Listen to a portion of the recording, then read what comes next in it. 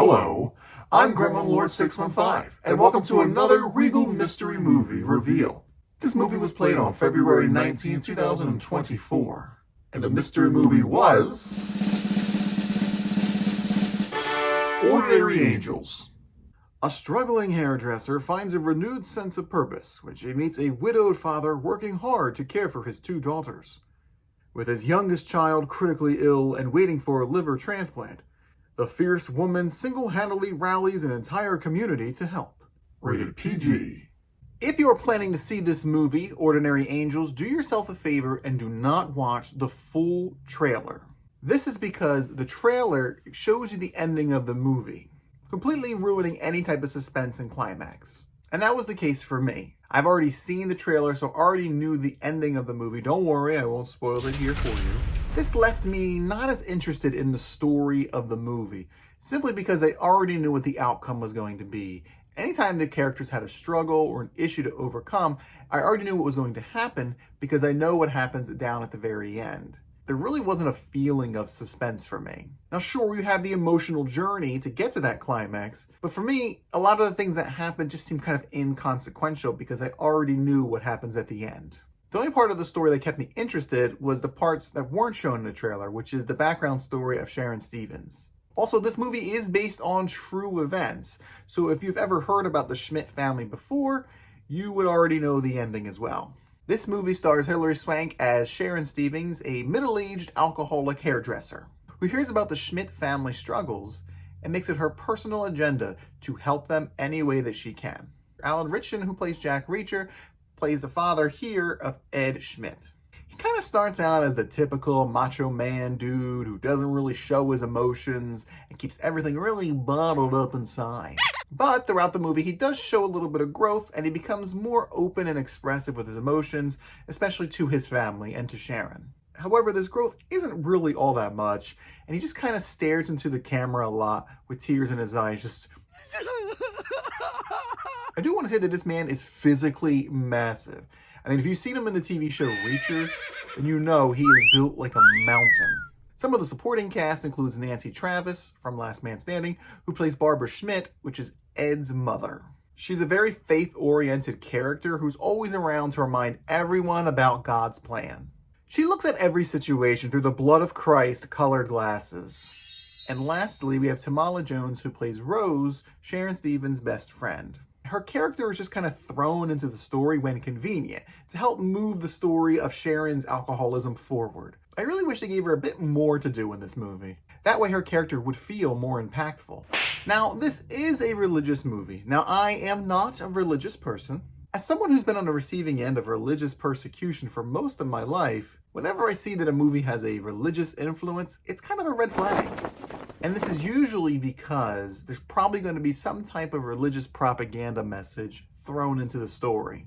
Now, I do enjoy when religion is used in a movie in a type of mythos way, you know, the battle between good and evil, angels, demons, that type of situation. Movies like The Omen, The Nun, The Exorcist, or even Constantine. Because this allows me to view religion as a more fantasy element as opposed to a real-world construct. Bazinga! Now pump the brakes on that hate train. I'm not saying that religion is bad or anything of that nature. I'm just saying it doesn't appeal to me and it is not something that I believe in. I think it's important to note given the nature of this review. Okay? Okay? Okay.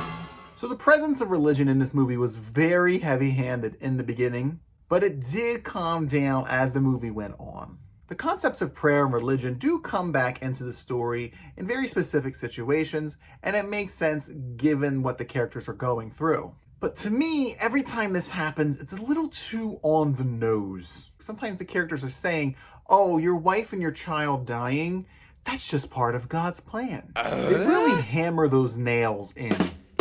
Hilary Swank as Sharon Stevens is the best part about this movie. She really balances her performance as the overzealous helper and the troubled alcoholic mother. She kind of reminds me of a PG version of Erin Brockovich, just without the potty mouth. However, Sharon seemed a little too good at getting people's private information. For example, she finds the Schmidt family's home address with ease and shows up on their doorstep. She really injects herself into the family's life, kind of forcing the father to accept her help. Now, the grandmother, Barbara, she thinks it's part of God's plan that Sharon the angel has come to help the family. But Ed is very visibly apprehensive about letting this strange woman into his home. But it wasn't just the Schmidt family that Sharon was stalking. She also looked into the private life of the medical debt manager and found out that she has an 11-year-old daughter whom Sharon calls beautiful and uses that as leverage to help get medical debt cleared. That is some 100% psychotic stalker behavior. Come on, man. Now, I do believe that this was done to show how Sharon was supplementing her addiction to alcohol and shifting that focus into her addiction of helping people, basically trading one drug for another. And this is why Sharon Stevens' story was more interesting to me than the Schmidt family story. Because as I said before, I already knew the outcome of the Schmidt family story, but I didn't know what happened to Sharon. Unfortunately, the supporting cast and the writing of this movie didn't do her any justice. You could really see Hilary Swank really putting her whole heart into this performance, only to have it ruined by a random cliche line. We meet Sharon's son, but that conversation is really flat. Hilary Swank really carried every scene that she was in, and it was very noticeable. There really isn't much to say about this movie and its artistic direction. For the most part, it really looked and felt like an upgraded TV movie. You know, the kind that you would watch on one of those feel-good networks. Aww. The plot was very generic and formulaic.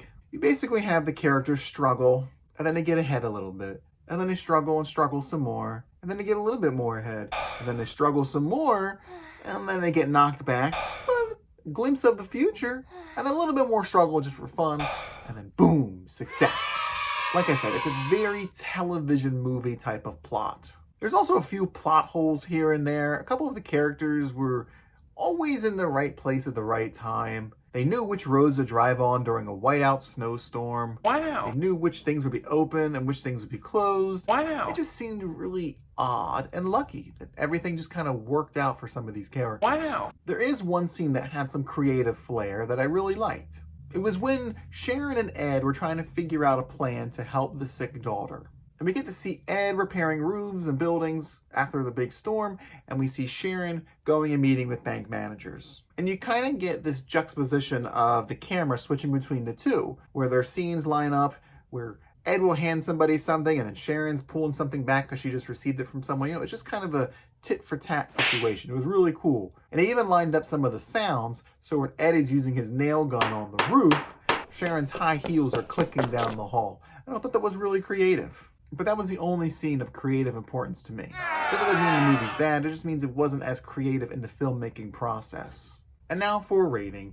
In the beginning, I was ready to give it like a 2 because of all the over-the-top religious talk that you immediately get hit with as soon as the movie starts. But thankfully they toned that down, and it wasn't that big of a deal. But it wasn't enough to really transform that rating too much. So my final rating is 4.5/5 for Ordinary Angels. To me, it just was too plain and too generic of a story. Now, I don't doubt that it probably felt like a miracle in real life when all these pieces fell together.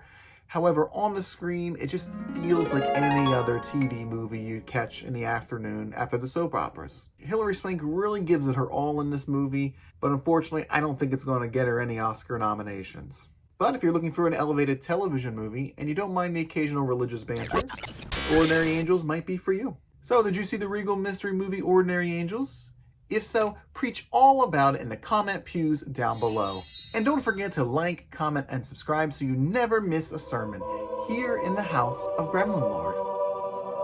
Peace upon you, my child.